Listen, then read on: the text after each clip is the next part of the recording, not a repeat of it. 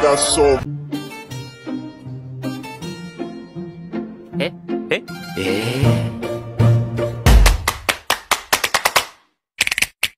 Motherfucking design on right now.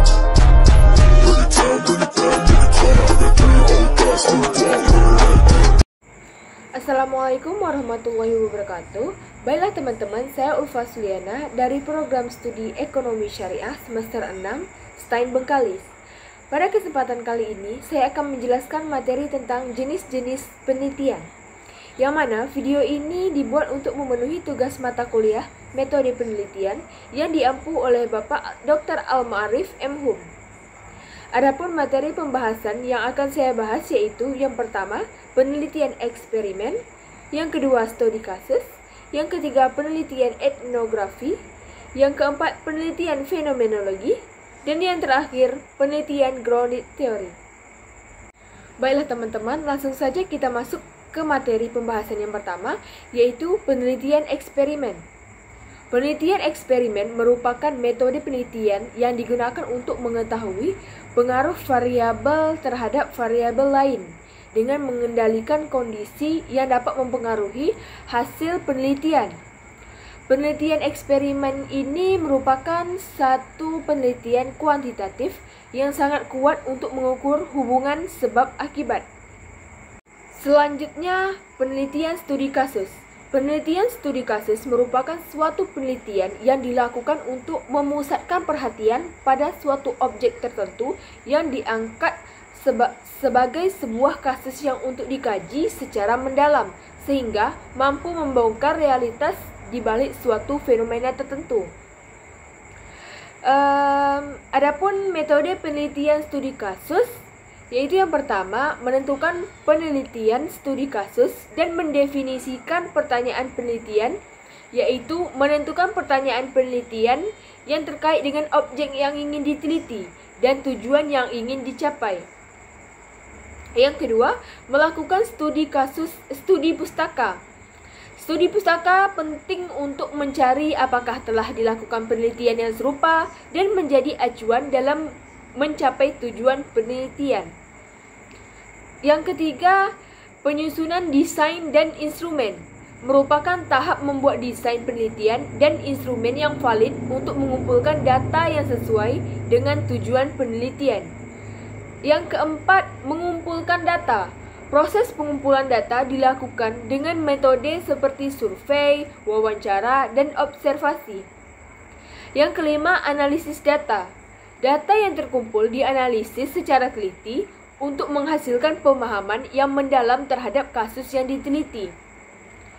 Dan yang keenam, menyusun laporan.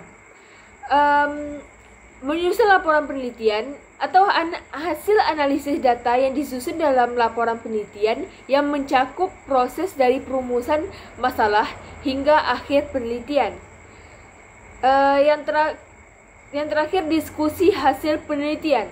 Tahap akhir penelitian ini yaitu membuat diskusi mengenai hasil penelitian untuk membedakan pemahaman yang luas terhadap kasus yang diteliti. Selanjutnya, penelitian etnografi. Penelitian etnografi adalah metode penelitian ilmu sosial yang melibatkan pengamatan dan partisipasi dalam budaya dan kultur.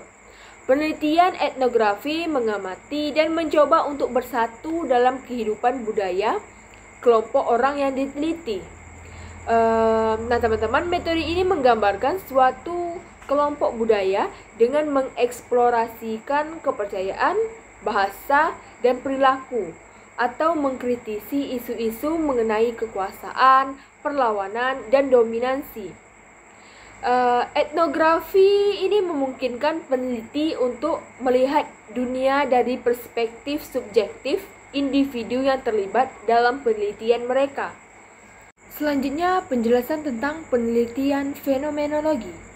Penelitian fenomenologi merupakan salah satu metodologi penelitian yang berfokus pada pemaknaan dan pemahaman fenomena secara mendalam.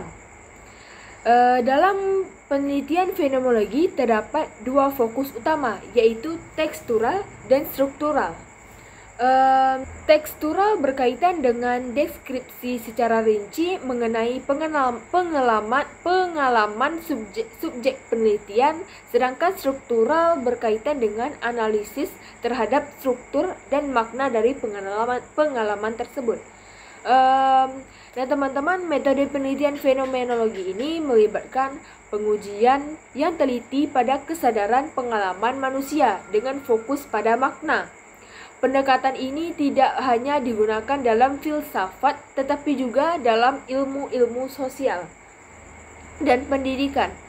Penelitian dalam studi ini melakukan wawancara mendalam, observasi, dan diskusi bersama subjek penelitiannya untuk memahami secara detail pengalaman subjek terhadap fenomena yang diteliti. Baiklah teman-teman, yang terakhir penelitian grounded theory. Grounded theory adalah metodologi penelitian kualitatif yang digunakan untuk mengembangkan teori dari data lapangan. Penelitian ini merupakan metode riset kualitatif yang menggunakan suatu prosedur yang sistematik untuk mengembangkan suatu teori secara induktif. Grounded theory dimulai dari suatu pertanyaan yang masih belum jelas dan akhirnya menghasilkan teori yang dikumpulkan dari data lapangan. Baiklah teman-teman, metode ini cocok digunakan untuk mengembangkan teori dan reputasi yang mapan untuk mempelajari perilaku manusia. Tujuan utamanya adalah pembangunan teori dan metodologi yang telah menetapkan pedoman untuk melakukan penelitian dan menginterpretasikan data.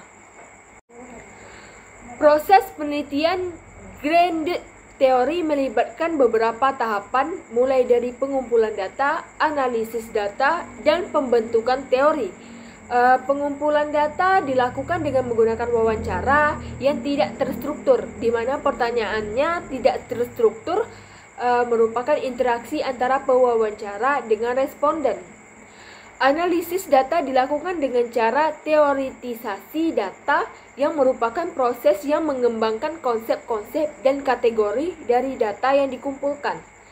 Pada tahap pembentukan teori, peneliti menggabungkan data yang telah dianalisis untuk membentuk teori yang menggambarkan subjek yang diteliti dengan memperkuat dengan teori-teori yang sudah ada. Teori ini tidak bertujuan untuk mengidentifikasi dan membuktikan hipotesis, melainkan untuk mengembangkan teori yang berdasarkan data. Sekian sedikit penjelasan tentang jenis-jenis penelitian. Lebih dan kurang saya mohon maaf. Assalamualaikum warahmatullahi wabarakatuh.